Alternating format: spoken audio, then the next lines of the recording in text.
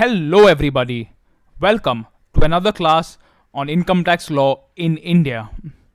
In this video, we will continue the basic structure of the Income Tax Act 1961.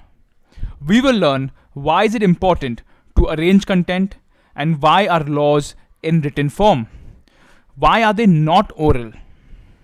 In case you want to get in touch with me for any guidance or questions, please feel free to reach out on my Instagram account CA Sanctus.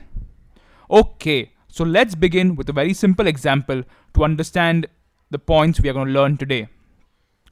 You have a list of items to purchase for your house. You've been making a mental note of this throughout the week.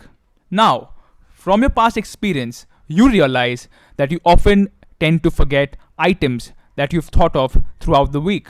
So you prefer writing them down in a book. So you make a list of the items. Now, why did you make this note? So you remember them, you can use them for reference in the future, and you can analyze the amount of money that you spend on each of them. And there is clarity in what you've purchased when another person looks at it.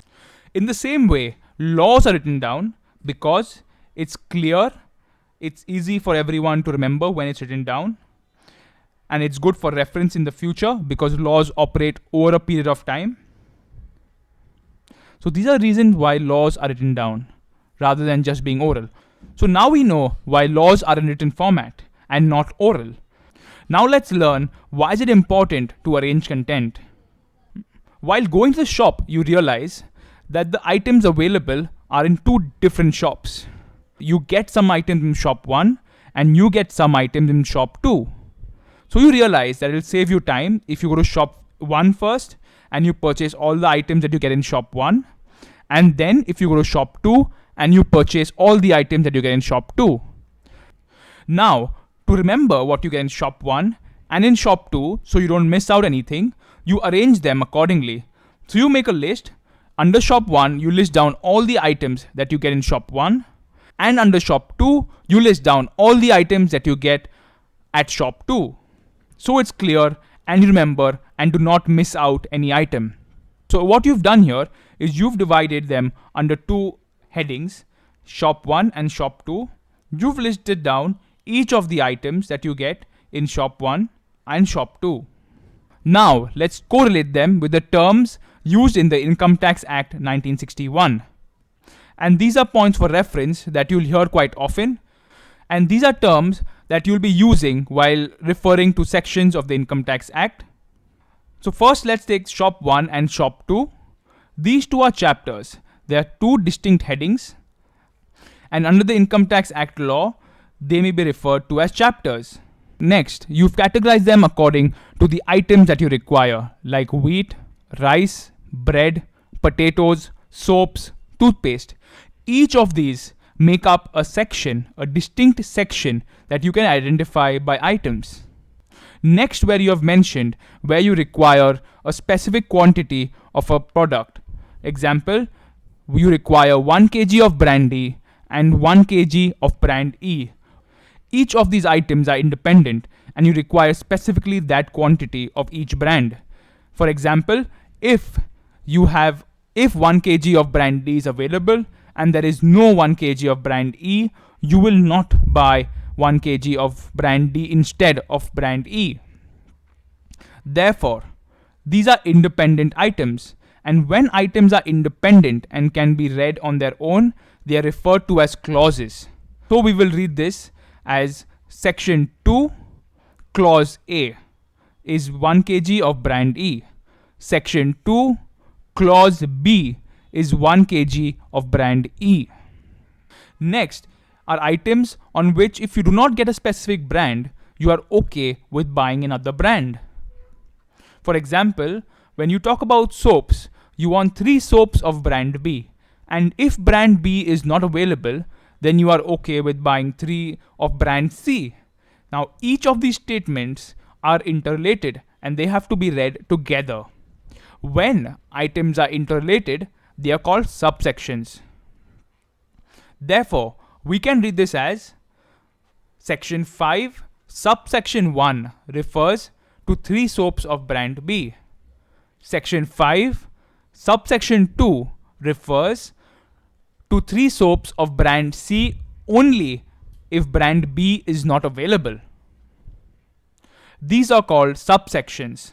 Again, if the statements are interrelated, then they are referred to as subsections. Next are points that you write down to elaborate or clarify what you require. For example, you want to buy 1 loaf of bread, but when you go to the counter, you also want to remember or clarify to yourself that I need to check if the bread is soft and fresh. These are called explanations. Like the term suggests, they explain or clarify a section, a subsection, or a clause. Next are exceptions.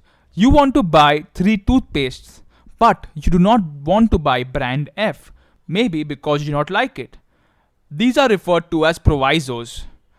So, a proviso is an item which is an exception or an exclusion. You want to buy 3 toothpastes, but you do not want to buy brand F or accept brand F.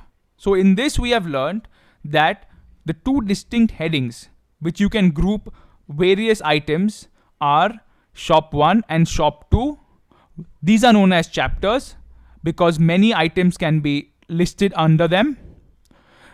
Then we learned that each distinct item is known as a section. So there's section 1, section 2, section 3, section 4, section 5, and section 6. Then we learned that when a section has independent clauses that can be read on their own, they are referred to as clauses. And they are read as section 2, clause A, section 2, clause B. Next we learned subsections. Subsections are where the statements are to be read together, and they are read as section 5, subsection 1, section 5, subsection 2. Then we learned that there are statements which are explanatory in nature. These clarify the section or clause or subsection further. Next we learned there could be exceptions, and these statements are called provisos. Okay, so we've got an example of what a chapter is, section is, subsection is, clause is, a proviso is, and an explanation is. Let's take one of them that you will solve on your own.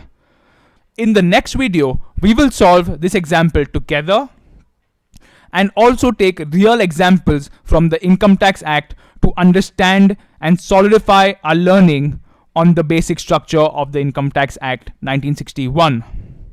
I hope you enjoyed this video. I will see you in the next video. Thank you.